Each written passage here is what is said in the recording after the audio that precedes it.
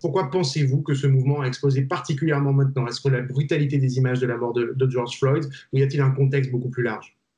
You know, it's not just George Floyd. It's Breonna Taylor in Louisville. It's McDade in Florida. It's you know, a number of other people over the past few months, right, who have been killed. And so this has been building. And the other thing you should notice is that during COVID-19, policing against Black people has ratcheted up, Yeah. right? So if I don't know if you've seen this, but there's these COVID-19 policing regimes where they're policing our bodies when we're out in the street, you know, telling us to wear masks, but it only applies to Black folks. And we've seen scores of cases of police brutality against Black folks across the country around this. So this was a powder keg. And at the same time, our economy has completely collapsed. So the economic deprivation that we're experiencing in Black communities anyway had taken a very, very dark turn. And then you add on top of that, the film, it's like a snuff video with multiple angles. And it's several minutes of watching the slow torture of this man. That was like the last straw that ignited this revolt. We're not impressed with symbolic gestures, right? If you actually ask us what we want, none of us is saying what we really want are police officers to take knees, right? So forgive me if I'm not impressed by those symbolic gestures. What we're asking for are concrete structural changes in our society, right? What we're asking for is to defund the police and to invest in community-based responses to harm and responses to inter-community violence. And this isn't just make-believe. These programs, these responses, these community-based Black-led organizations are doing the work, are actually doing the work to create safety in our communities. There's violence interrupters based in Black communities that have relationships in communities, have trust in communities. When conflict takes place, they're the first responders to deal with conflict so it doesn't lead to violence, right? And so when you see the great reduction of violence in Black communities, it's not because of over-policing, it's because the community came together. So if we focus on community responses to harm, then we could actually create safer communities, not more police that actually endanger us. So when I see police standing up and saying, yes, I'm a police chief or I'm a rank and file police officer, we should defund the police, then that's something to talk about.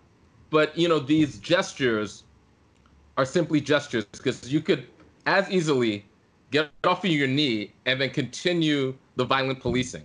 So that's how I respond to that. The gestures, okay, show me how that gesture relates to you aligning with a political position that draws down the footprint of the police, defunds the police, and invests in community solutions, and then we can have a conversation.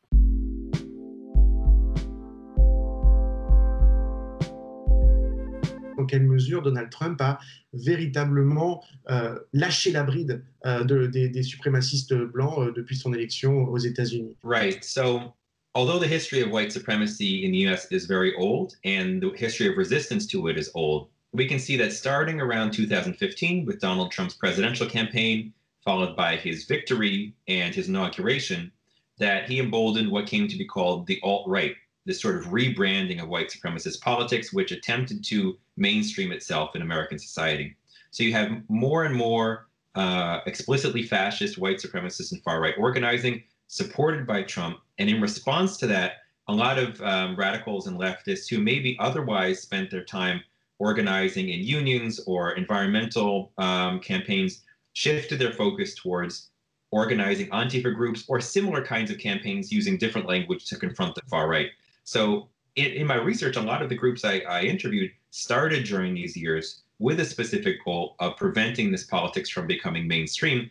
And this culminated in Charlottesville in 2017, when there was a big clash between fascists and anti-fascists. And one of the fascists killed an anti-fascist named Heather Heyer with his car. And Donald Trump said there are good people on both sides. So his loyalties throughout have been very evident. Êtes-vous surpris par le fait que Donald Trump a manifesté son intention d'inscrire le mouvement Antifa, qu'il dénonce comme une sorte d'organisation qui aurait sa propre structure, comme une organisation terroriste? I was surprised because Antifa is not a specific organization. It's not terrorist. It's a kind of politics. And the people who are part of Antifa groups in the US, certainly some of them have been marching, but they're not behind what's going on at all. So I was surprised because it's ludicrous. But if Donald Trump were to pick some sort of boogeyman, it's not shocking it would be Antifa, because over the past years, he has tweeted for them to be called a terrorist organization on several occasions. And they fit the kind of criteria that he wants, right? They're unknown. They conceal their identities. They sometimes dress in black and break things. They're perceived by society as being predominantly white. Since people don't know exactly who they are or where they're from, it's easy to paint them as outside agitators. So it checks all the boxes of what he's looking for as a scapegoat to ignore the central issues around the protests against the murder of George Floyd tests. They claimed that the Democrats were exaggerating the threat and that this was an infringement upon their civil liberties. So it was a major news story, even though actually at the time, for me, the major news story was that there were a lot of strikes going on, that a lot of workers in economic turmoil who were being forced back into unsafe working conditions were on strike. That was largely ignored by the media. But with these Black Lives Matter protests, the anti-lockdown protests disappeared, which is a little ironic because presumably they'd be in support of people coming out onto the streets to express their rights, but they weren't, which shows the politics there. But also around the same time, many governors around the country started to gradually reopen the economy. So the kind of grievance started to dissipate in many places right when their interest in going out into the streets declined. Right now, I think the main kind of concern is retribution, retaliation against Black Lives Matter protests. We've seen a lot of isolated incidents around the country of people driving their cars into protesters or showing up with chainsaws, bows and arrows, rifles. So I am really concerned that there could be some sort of attack on protesters randomly by some far-right individual. But beyond that, though, I think that we can see that it's indicative of a potential mobilizing capacity of the far right if Donald Trump should lose. I think you'll see a lot of protests. But that having been said, it's clear the ability of the far right to generate a protest movement is nowhere near the left, right? The scales aren't even comparable. So I'm not sure in the very long run how much this will matter. The big picture question for me is, if Trump loses, will Trumpism survive beyond Trump? And it's too early to know that.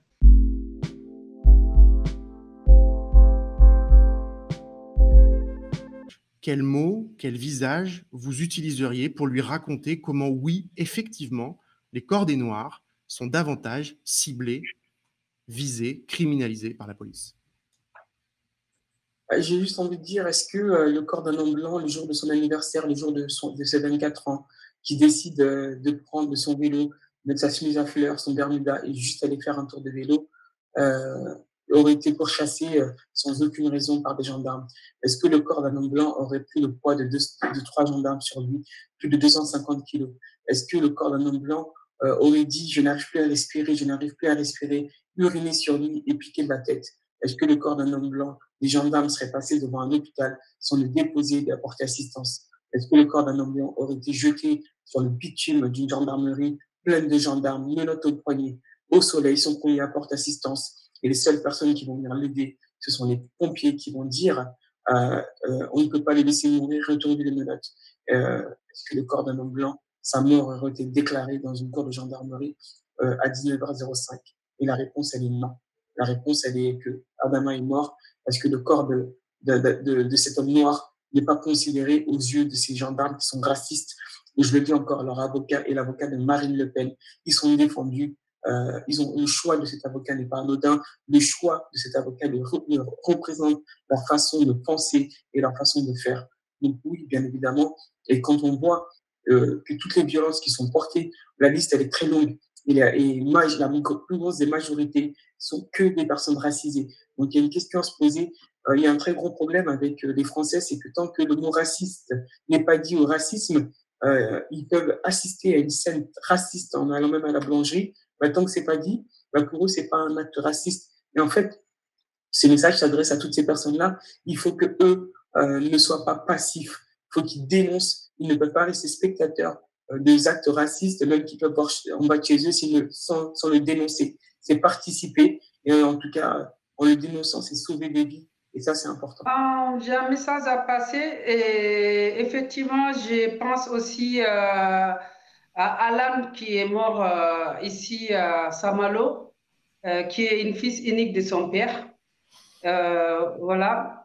Par contre, depuis des années, on est beaucoup de familles qui battent depuis des années. On n'est jamais attendu, ni les ministres, ni les présidents de la France. Il vient nous voir de présenter des excuses ou de nous soutien. C'est nous les familles qui battent depuis des années et eux-mêmes ils savaient ce que les policiers ils sont faits, c'est pas normal, c'est des sales travaux qui sont faits. Pour moi, les policiers là, ils sont pas formés, ils sont mal formés eux. Parce qu'un policier qui est bien formé, le cas de mon petit frère Babacar, qui avait 27 ans, qui fait une crise angoisse, c'est son ami. Vraiment, il mérite, on le soutient, on le maîtrise, on ramène à l'hôpital, après on ouvre une enquête pour savoir pourquoi cette personne, il fait une crise et il fait du mal à lui-même. Mais ce n'est pas le cas de Babacar. C'est pour ça que je dis que c'est un racisme d'État. C'est un racisme d'État. Parce que s'ils ne sont pas racistes, quand ils sont arrivés, ils ont vu que Babacar et les Noirs, la plupart de nous, c'est Noirs et les Arabes et les Roms et des Gitans, ils sont en train de tuer. Bien sûr, ça arrive des fois sur les Français. Mais en général, c'est les Français qui sont pauvres. Si les Français... le cas d'Angelo, si elle était riche, on ne l'assassine pas devant ses parents. Parce qu'Angelo, elle est gens de voyage. Et ce n'est pas normal. Nous, ce qu'on veut, c'est tout simplement, chaque fois quand il y a le meurtre par la police, on veut les procès. On veut attendre les policiers qui ont assassiné notre fils, notre père. Mais chaque fois, toutes les familles, il y a beaucoup de familles qui vont se trouver avec, comme j'ai dit tout à l'heure, les non-lieux ou les dossiers classés sans suite. Là, il y a un problème par l'État.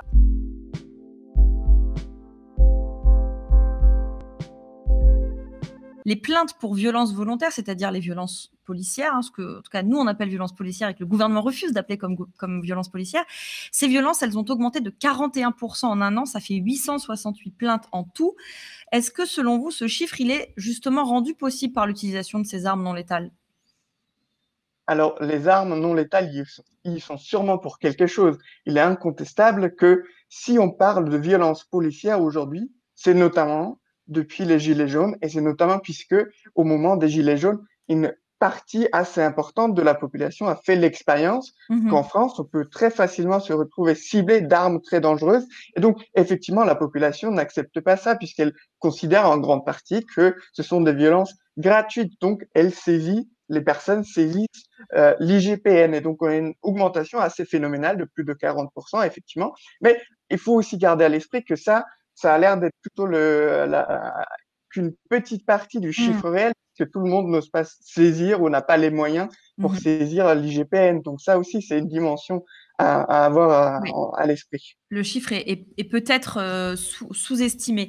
Et d'ailleurs, vous parlez donc des violences pendant les manifestations des Gilets jaunes. Ça a été un moment où, je dirais, le grand public, les médias ont découvert un petit peu ces armes, les LBD, les GLI-F4, les grenades de désencerclement, tout cet arsenal, des armes qu'une partie de la population avait déjà expérimentées. Ce sont les populations des quartiers dits populaires. Effectivement, les armes non létales, en tout cas les plus récentes, ont été introduites à partir des années 1990, d'abord en banlieue, notamment là où vit la plus grande proportion de Noirs et d'Arabes, donc de ce public-là. Et successivement, ces armes ont aussi été généralisées pour ensuite réprimer premièrement les militants écologistes, ensuite les syndicalistes, et un cap a été franchi effectivement avec les Gilets jaunes, où un public pas tellement habitué des manifestations et des mobilisations a aussi dû faire l'expérience douloureuse de ces armes-là.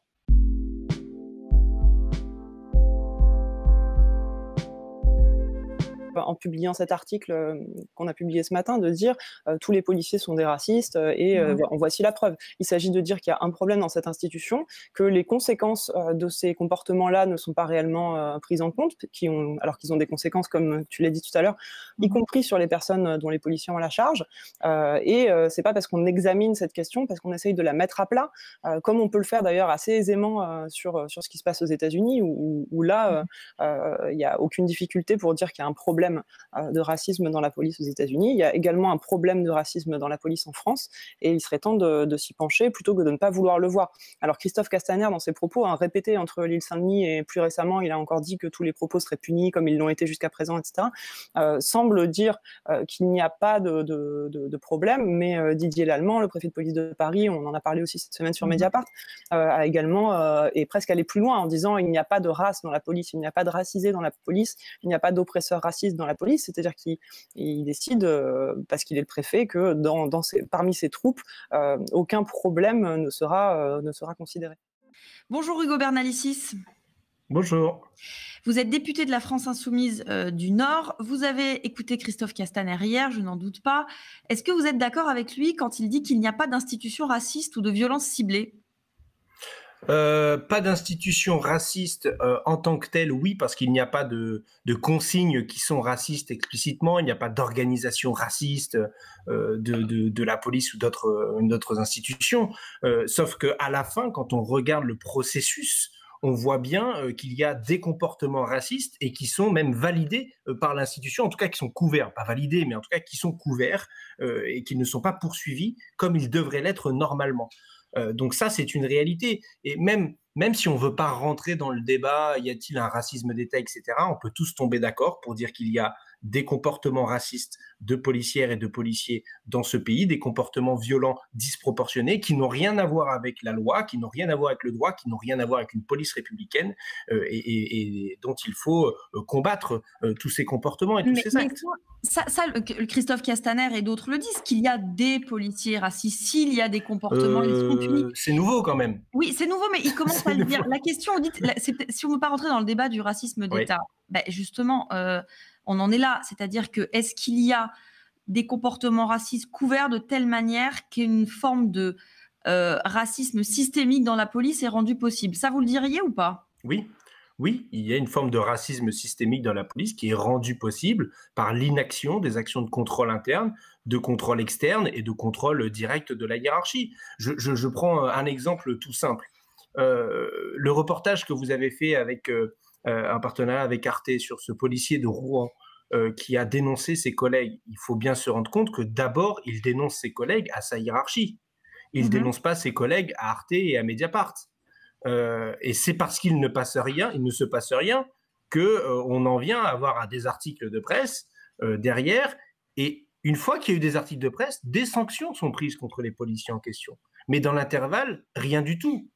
Et s'il fallait comparer avec d'autres éléments de mise en cause de policiers, prenons une autre affaire sur laquelle vous avez enquêté, qui est l'affaire Geneviève Leguet. On a vu en cette matière qu'une enquête a été faite à l'intérieur de la police pour trouver quel était le policier qui avait fourni des informations à la presse. Là, on y a mis des moyens, on a été vite et on a suspendu le policier. Alors, celui qui est soupçonné d'ailleurs, on ne sait même pas si c'est le bon. Donc, on voit bien que quand il s'agit de défendre l'institution et la police en elle-même, les enquêtes peuvent aller très vite dans un sens ou très lentement, voire ne pas avancer du tout dans l'autre. On en avait déjà eu des tas d'exemples, je vous ai pris ces deux-là, mais il y a l'affaire Steve, qui est aussi très évocatrice de dysfonctionnement au sein de la police, des contrôles internes, des contrôles externes, même de la justice en soi, hein, qui a repris un peu la main, mais sans doute peut-être trop tardivement en la matière. Oui, donc, des affaires, il y en a plusieurs. En début d'année, il y avait l'affaire Cédric Chouviat, d'ailleurs. Cédric Chouviat. Mort, justement, je voulais venir, qui est mort très, très probablement, l'enquête est encore en cours, mais d'un plaquage ventral. Ce plaquage ventral, il n'a pas fait partie des techniques d'immobilisation remises en cause par Christophe Castaner. Il a simplement annoncé la fin de la prise par le cou, dite la technique de l'étranglement. Oui. Qu'est-ce que ça vous inspire? C'est déjà bien? C'est pas suffisant? C'est déjà bien parce que ça évitera sans doute qu'il y ait d'autres victimes d'interpellations qui peuvent dégénérer. Mais clairement, nous nous sommes opposés au plaquage ventral et au pliage ventral. On en a fait une proposition de loi qui a été défendue de notre dernière niche parlementaire par François Ruffin. Elle avait été déposée à l'époque par ma collègue Danielle Obono. Parce que ce sont des techniques qui peuvent tuer. Je veux dire, même un policier qui ne le fait pas dans l'intention de tuer, ça peut conduire à ça. Donc, il y a d'autres techniques, d'autres moyens d'interpeller les gens, d'autres moyens de les intercepter, sans pour autant en venir à ce genre de technique. Lesquels, et pas forcément avec le taser. Moi, je ouais, suis pas lesquels, pour qu'on substitue ça. qu'est-ce qu'on pourrait utiliser comme technique d'interpellation? Et d'autres clés de corps, de bras ou autres qui peuvent permettre de maintenir. Il y a des techniques qui ne sont pas des techniques, comment je dirais dire, d'interpellation au sens physique du terme, mais de gestion des individus violents pour des techniques de désescalade qui sont très peu enseignées en réalité, de gestion des conflits, etc. Ça se fait dans un certain domaine de la psychiatrie, par exemple. Ça se fait. Moi, j'ai visité un hôpital à Lille qui ne fait pas de contention physique, qui gère les personnes, y compris quand elles font des crises, différemment. Donc, on sait faire. Il y a des pays où c'est interdit le pliage et le plaquage ventral. Pourtant, il y a toujours des policiers, il y a toujours des interpellations. Donc, c'est pas ça la difficulté. C'est absolument pas ça. Par contre, ça demande davantage de formation.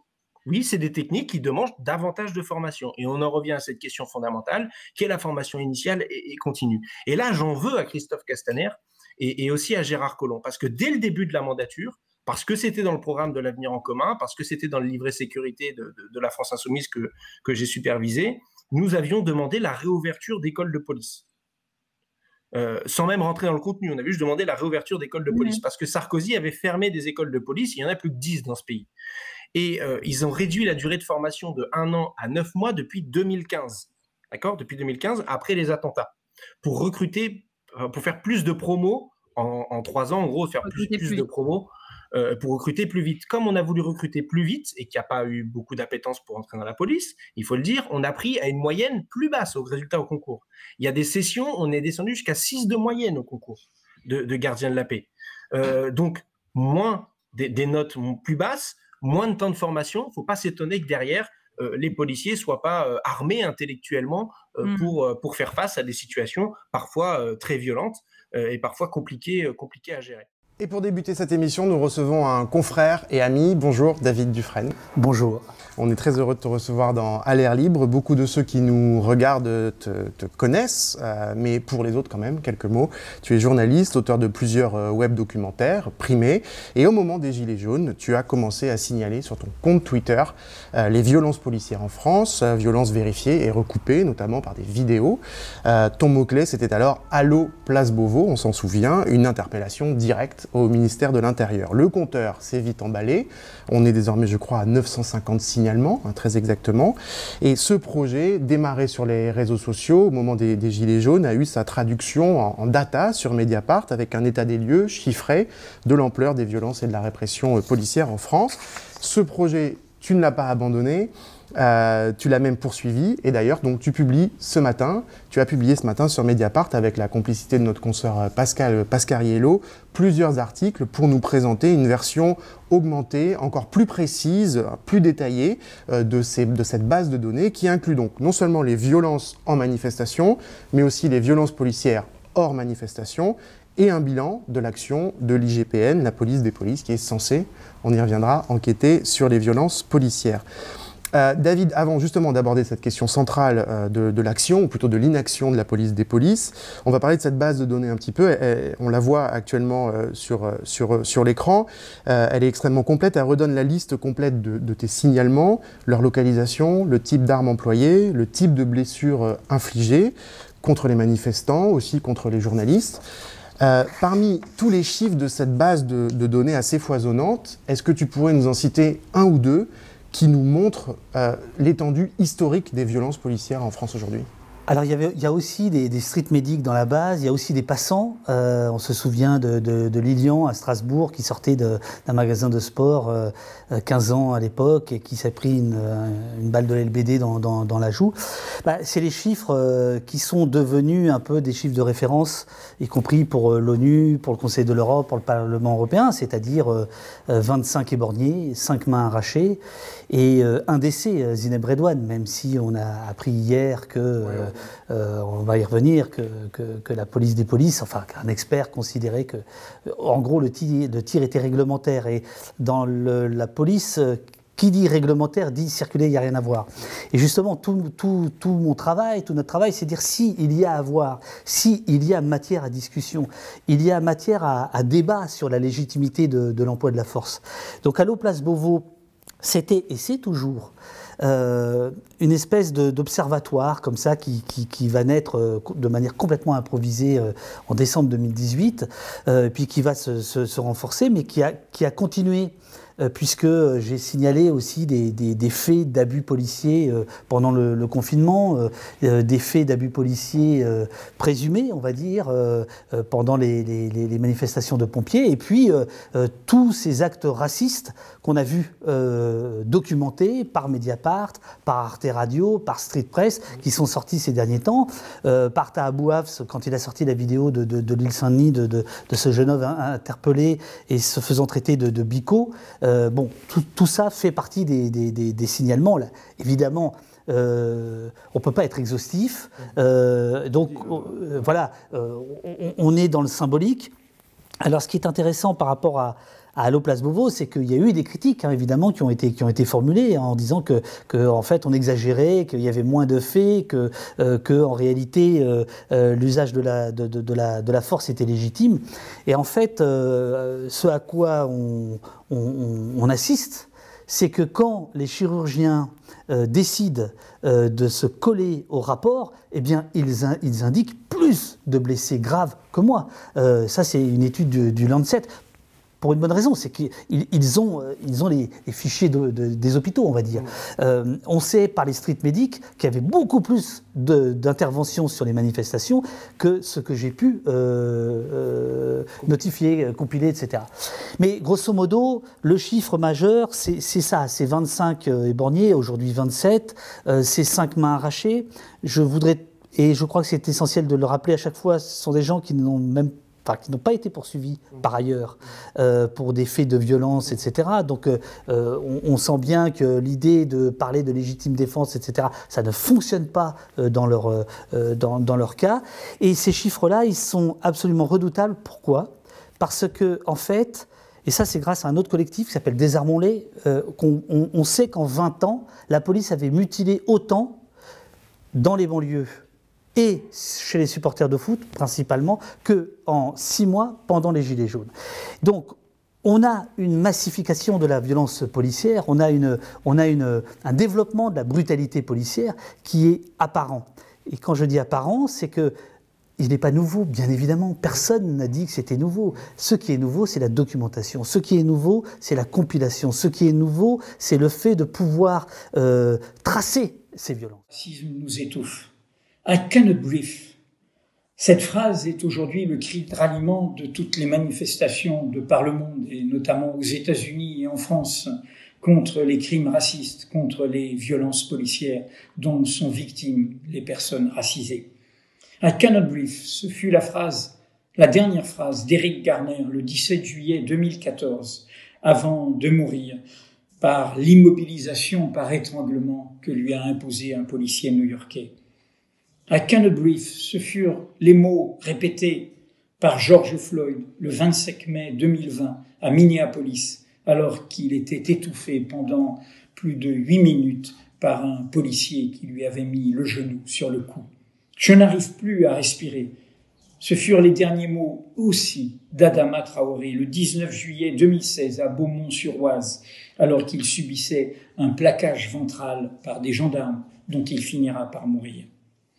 Ils sont américains, il est français, mais ils ont en commun tous les trois d'être noirs de peau. Oui, le racisme nous étouffe. Il empêche la société de respirer, de s'épanouir, d'avancer. Et il nous concerne tous, que nous en soyons victimes ou non. Car c'est une machine de guerre contre l'affirmation de la volonté populaire. C'est le cheval de Troie de sa dépossession, de sa soumission, de sa division. En désignant des boucs émissaires, en autorisant des discriminations, en créant des hiérarchies au sein de l'humanité, en légitimant des violences, il ouvre la voie au poison de l'inégalité naturelle à raison de l'apparence et de l'origine. Il ouvre la voie à une remise en cause générale de l'égalité des droits.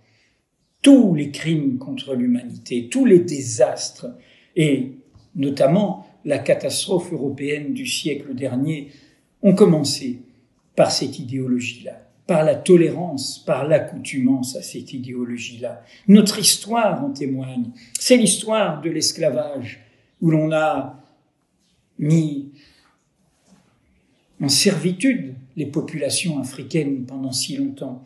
C'est l'histoire de la colonisation, où l'on s'est imposé chez d'autres peuples et mis des populations en leur déniant les droits au nom d'un statut de l'indigénat.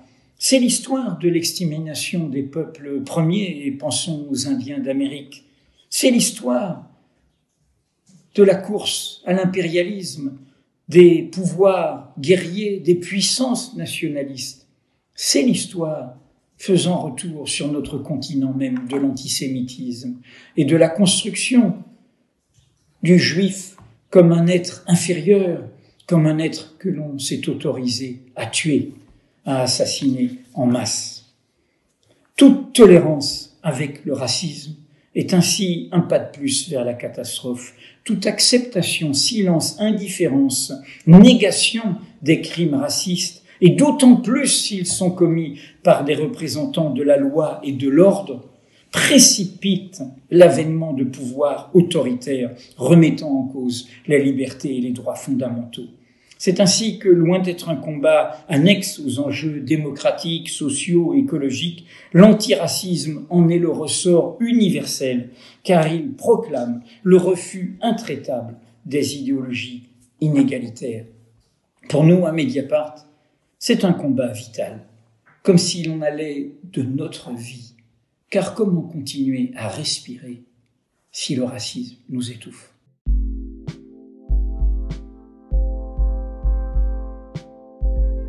Télévision, l'autre réception qui est faite de justement ce lien qui est fait entre ce qui se passe aux États-Unis et ce qui peut se produire en France en termes de violences policières, c'est la réponse qui est faite souvent à droite, mais aussi chez beaucoup de gens de gauche, qui se prétendent de gauche ou qui se proclament de gauche. Et on entend souvent un peu les mêmes réponses. Soit il n'y a pas de violence policière en France, ça c'est le langage un peu du gouvernement et de beaucoup de conservateurs, soit nous ne sommes pas les États-Unis, c'est-à-dire que nous ne parlons pas de la même réalité. Alors de fait, évidemment, il y a plein de différences entre la France et les États-Unis. Nous n'avons pas 10 des 12 premiers présidents de la République française qui ont détenu des esclaves comme aux États-Unis. Ce n'est pas tout à fait la même histoire, évidemment. Mais quand même, à votre avis, que répondre à ces arguments qui sont finalement... On ouvre les journaux, on regarde nos médias, c'est toujours finalement ces deux arguments. Il n'y a pas de violence policière en France et surtout, nous ne sommes pas les États-Unis qui reviennent. Alors Mathieu, je pense que c'est une question importante que vous venez de poser et c'est aussi une question épuisante. Que répondre? Je ne sais pas. Que répondre parce que je ne sais pas si la raison, je ne sais pas si la vérité intéresse les personnes qui se demandent encore pourquoi il s'agirait ou il serait important de faire des comparaisons entre la France et les États-Unis.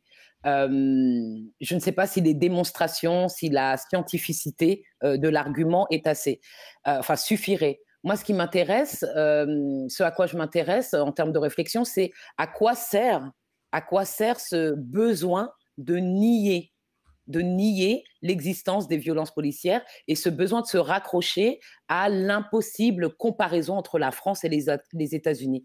Et moi, ce que je perçois dans ce besoin irrépressible de ne surtout pas faire la comparaison, c'est l'impossibilité d'assumer une certaine histoire. Et c'est l'impossibilité d'assumer même un présent, même une période ultra contemporaine.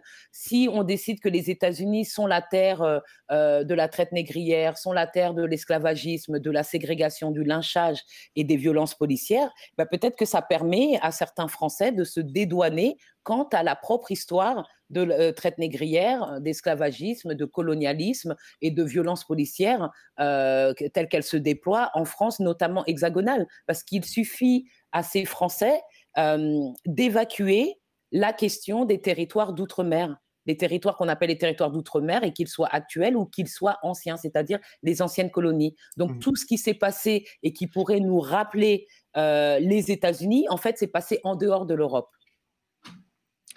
Il n'y a que ça que je puisse imaginer, mais ce n'est pas parce que ça s'est passé loin, à distance, que cela ne s'est pas produit. Et ensuite, on pourrait très bien, lorsqu'on revient en terre française hexagonale, s'intéresser au traitement de toutes les périphéries, de toutes les banlieues. Et là, on voit quand même des échos et on voit une sorte de traitement et de contrôle social de certaines populations pauvres, d'origine étrangère, d'ascendance étrangère, ou en tout cas racialisées défavorablement. Et c'est de ça dont il faut parler. Mais excusez-moi, juste pour finir, les personnes qui parlent souvent, qui refusent cette comparaison avec les États-Unis, une comparaison qui ne serait pas, qui ne viendrait pas, qui n'aurait pas pour conclusion de dire que la situation est la même. C'est pas parce qu'on compare qu'on dit que c'est la même chose. Il y a des spécificités propres aux États-Unis, à la France. On ne parle absolument pas des mêmes pays. Mais en tout cas, les personnes qui refusent cette tentative de comparaison, à mes yeux, connaissent très mal tant la France, dans sa véritable globalité, que les États-Unis de toute façon. Il y a une autre réponse qui est faite, c'est quand on dit la France, ce n'est pas les États-Unis, ce n'est pas comparable, c'est cette question de l'universalisme au cœur de la République française. Et vous écrivez dans votre livre, l'universalisme n'existe pas, il est lui-même situé. Expliquez-nous cette phrase. L'universalisme tel qu'il est prôné, tel qu'il a été imaginé, peut être un principe, un idéal, une utopie, tous très beaux, sauf qu'on ne l'a jamais vu en application. Cette idée, c'est-à-dire que à quel moment de l'histoire française avons-nous été les témoins d'un traitement équitable? Comme on pourrait parler de la devise française liberté, égalité, fraternité. À quel moment la liberté, l'égalité, la fraternité de tous se sont-elles déployées en France? À quel moment que l'on me le dise? Blanc, noir, femme, homme, enfin aussi des questions de genre, évidemment. Genre, classe, orientation sexuelle, race, évidemment, je ne sais pas moi, validisme. Voilà, on a plein de principes. On pourrait souvent, ça détend quand je parle de la question du validisme et qu'on me trouve, comment dire, moins radical.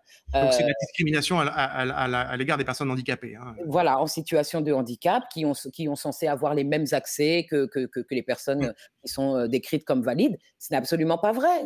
Il suffit de voir comment les infrastructures de la France sont conçues pour des personnes valides. Et on est en train, peut-être peu à peu, où les personnes en situation de handicap nous rappellent constamment qu'elles sont exclues. Et ben, c'est pareil pour toutes les autres catégories que nous avons que nous avons citées précédemment. Donc l'universalisme français, quand je dis qu'il est situé, c'est que justement, il est français. Et je ne vois pas en quoi ce pays pourrait s'imaginer comme représentatif d'une humanité totale. Pourquoi? Enfin, la France n'est qu'un pays parmi d'autres, et d'autres lieux ont produit d'autres types de pensées, ont produit d'autres cultures, ont un rapport différent au monde, et c'est tout. Donc, j'ai l'impression qu'on s'empare de ce mythe justement pour taire, justement pour silencier toute forme de critique. L'universalisme m'intéresse, j'aimerais bien qu'il existe et j'aimerais bien que dans le monde entier ou même simplement dans notre pays, on puisse interagir sur la base de l'humanité commune. Mais ce n'est absolument pas comment la société fonctionne. Et je ne vois pas pourquoi on s'accroche autant à ce déni et à cette dénégation. Et vraiment, ce déni et cette dénégation encouragent, sont la base, comment dire, de l'effacement et du silence. C'est à partir de là qu'on ne peut plus discuter. On va dire, oui, mais en France, on est universaliste, on ne voit pas les couleurs. Ce n'est pas vrai. Ce n'est pas vrai. Sur la question raciale, ce n'est tout simplement pas vrai. La question du genre, ce n'est pas vrai. La question de l'orientation sexuelle, ce n'est pas vrai. Sinon, je ne sais pas, sinon on aurait tout simplement, on aurait déjà eu une présidente de la République. Donc, si on n'en a pas eu, à ce jour, ce n'est pas un hasard. C'est que l'accès au pouvoir des femmes est restreint. D'ailleurs, il y a une forme de déni de dire que ça n'existe pas. Il n'y a que du racisme contre les personnes, pas de racisme des institutions. Parce qu'elle est ignorée. C'est tellement, enfin, je veux dire, c'est un non-sens de dire que le racisme structurel n'existe pas. On vient de voir que les policiers qui viennent d'être mis en examen pour le meurtre de George Floyd, parmi ces policiers, il y en a qui ne sont pas blancs. Il y en a qui ne sont pas blancs et ça ne change absolument rien au fonctionnement de la police. C'est pas ça. On pourra très bien avoir à un moment des policiers non blancs plus en masse qui pourront tuer des personnes non blanches. Il y a eu des cas de policiers noirs impliqués dans des cas de violences policières sur des noirs aux États-Unis. C'est tout à fait, c'est arrivé. Bien sûr, puisqu'il y a des noirs dans la police. Mais par contre, il y a moins de noirs dans la police et c'est structurel parce que pendant longtemps, les noirs n'étaient pas admis dans la police. C'est ça. Voilà, mais en tout cas, je me souviens du cas de Sean Bell aux États-Unis dans les années 90, je crois, et cet homme noir qui avait été assassiné par la police la veille de son mariage. Et il y a eu une enquête, un procès, et les policiers impliqués ont été acquittés. Et je me souviens très bien que parmi ces policiers acquittés, il y avait un noir, et c'est le seul qui a, c'est le seul qui a présenté ses excuses à la famille de Sean Bell. Donc, il y a quand même quelque chose que cette personne-là est peut-être plus à même de comprendre de par sa propre identité. Mais ça ne l'a pas empêché de faire partie, ce policier, de faire partie du squad qui a tiré sur Sean Bell. Donc c'est compliqué le racisme, on en parle très souvent de manière assez facile, assez simpliste, mais c'est une affaire très compliquée. Moi, je suis effarée par le manque de complexité qui est accordé à cette question et des réponses vraiment très désinvoltes. Ça existe, ça n'existe pas, ça c'est raciste, ça c'est pas raciste, alors que personne n'a travaillé la question. On ne travaille pas cette question institutionnellement, en tout cas en France. Ce que je perçois, tout le monde a un avis, excusez-moi. Non, pardon, non, je voulais pas vous couper. Ce que je perçois, en effet, c'est aussi un appel, dans vos propos, c'est un appel à travailler. Travaillons particulièrement, je pense, en tant que blanc, travaillons sur ce voilà, travaillons sérieusement. Aussi, oui. Travaillons sérieusement, acceptons la difficulté de la tâche, acceptons la complexité de la thématique et arrêtons mais vraiment des banalités qui vraiment jouent leur rôle. Ces banalités-là, cette approche simpliste, elles ont un sens et elles servent à maintenir le statu quo et elles servent à ne pas interroger ces privilèges, à ne pas interroger le fonctionnement fondamentalement inique de notre société.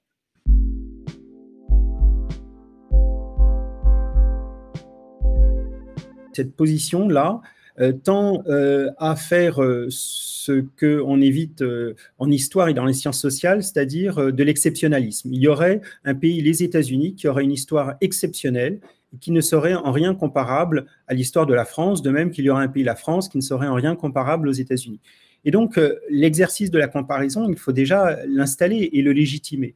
Comparer, ça n'est pas dire que c'est la même chose. On ne compare jamais deux situations identiques l'une à l'autre. On compare pour ensuite mesurer les différences, comprendre la nature des différences, parce que souvent, les différences que l'on croit exister entre deux pays s'affaissent dès qu'on regarde d'un peu plus près. Par contre, il y a des choses qui, à côté, naissent, qu'on n'avait pas vues et qui permettent justement de comprendre là où elles sont, ces différences. Donc, comparer la situation américaine à la situation française, c'est légitime, c'est un exercice qui est un exercice nécessaire d'un point de vue intellectuel et politique. Ensuite, bien que les deux pays, naturellement, aient une histoire différente, précisons un instant la nature de cette différence, au moins sur les questions raciales. Eh bien, c'est qu'aux États-Unis, l'esclavage et le national ont été superposés. Il y a une superposition géographique entre le national et le colonial, tandis que du côté français, l'esclavage et le colonial ont été dissociés géographiquement avec le national. Et donc, ça fait que du côté français, la question même de l'esclavage a été pensée comme complètement étrangère. Il y a beaucoup de Français qui disent, moi j'en ai entendu beaucoup, qui disent « oui, mais les États-Unis, eux, ils ont eu l'esclavage, et pas nous ». Vous voyez, comme si, au fond, cette question avait été pensée comme complètement extérieure à la France. Et donc, il faut rappeler que l'esclavage a été une réalité française, même si ça s'est passé à plusieurs milliers de kilomètres de la métropole. Et donc, quand l'esclavage a été aboli aux États-Unis, s'est posée la question de la séparation des races assez rapidement à la fin du 19e siècle. Et on a inventé, à ce moment-là, tout un arsenal juridique qui permettait de séparer les uns et les autres alors même qu'ils vivaient sur le même territoire. La question ne s'est pas posée en France après 1848, précisément parce que les anciens esclaves étaient à 5000 km de la métropole. On s'est contenté de leur donner des passeports et de leur interdire de traverser l'Atlantique, ce qu'ils ont quand même réussi à faire. Donc, dès qu'on se penche un peu sur des différences qui sont généralement perçues comme irréductibles, on s'aperçoit que ces différences, elles existent bien, mais qu'elles ne sont pas si nettes que cela. Et donc, quand on se penche sur l'histoire de France, par exemple, eh bien, il faut aussi se pencher, par exemple, si on prend le cas de la police, sur une histoire de la police qui a été marquée par des formes de répression coloniale. Pensons à la guerre d'Algérie, pensons aussi un peu avant à l'occupation et aux rafles de juifs opérés par la police française dans des grandes villes comme Paris ou comme Bordeaux, sous l'autorité de Maurice Papon. Il y a beaucoup de choses qui permettent aussi de regarder comment la répression, comment les forces de l'ordre se sont comportées et comment elles se sont comportées dans le cadre de systèmes qui, évidemment, étaient différents de ce qui pouvait exister aux États-Unis, mais quand même avaient quelque chose à voir. Il ne s'agit pas d'une importation américaine que l'on plaquerait sur la situation française sans précaution, mais de rappeler qu'en France, il y a une histoire longue de réflexion sur les questions raciales et qui est aussi ancienne que la réflexion américaine. La négritude, à partir des années 30, avec des figures aussi importantes que Césaire et Senghor, qui se prolongent après-guerre avec Frantz Fanon dans les années 50 et au début des années 60. Qu'est-ce que la négritude, sinon une manière de penser les questions raciales, d'essayer de penser le lien entre l'universel et le singulier. Et donc, loin d'être des questions américaines qui seraient en quelque sorte étrangères à la réalité française, il s'agit en fait d'une histoire qui est aussi une histoire française. Les Américains se sont aussi inspirés, il y a une préhistoire française aussi aux États-Unis de toutes ces questions. Bref, ça n'a rien du tout de quelque chose d'extérieur, c'est quelque chose qui s'ancre dans une histoire culturelle, intellectuelle et politique très ancienne, qui est une histoire française, une histoire de liens aussi transatlantiques avec les États-Unis, bien entendu, et avec d'autres régions du monde d'ailleurs, mais cela n'a rien d'une importation. C'est quelque chose, au contraire, qui est profondément ancré, même si c'est un peu périphérique dans la grande histoire intellectuelle et politique française, mais qui est quand même profondément ancrée dans une histoire française.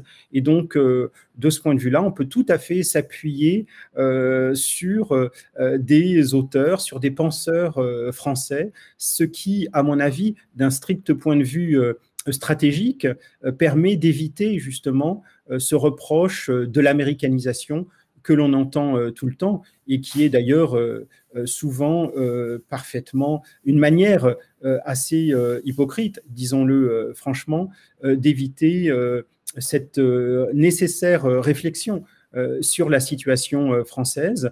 Je crois que là, le moment est justement bienvenu pour ouvrir les yeux justement sur cela, pour engager une conversation nationale sur ces questions, une conversation sérieuse, calme. On peut prendre le temps de réfléchir à tout cela, bien entendu, et bien entendu, ça nécessite aussi qu'il y ait un minimum d'ouverture de la part des institutions publiques, peut-être aussi de la part du gouvernement, mais même si le gouvernement campe sur ses positions, sur un ministère de l'Intérieur qui est un bastion dans l'État et qui ne semble pas disposé à bouger beaucoup, eh bien, de toute façon, il me semble que c'est la société qui s'empare aussi de ces questions et il se passe des choses actuellement dans la société qui vont beaucoup plus vite que ce que le monde politique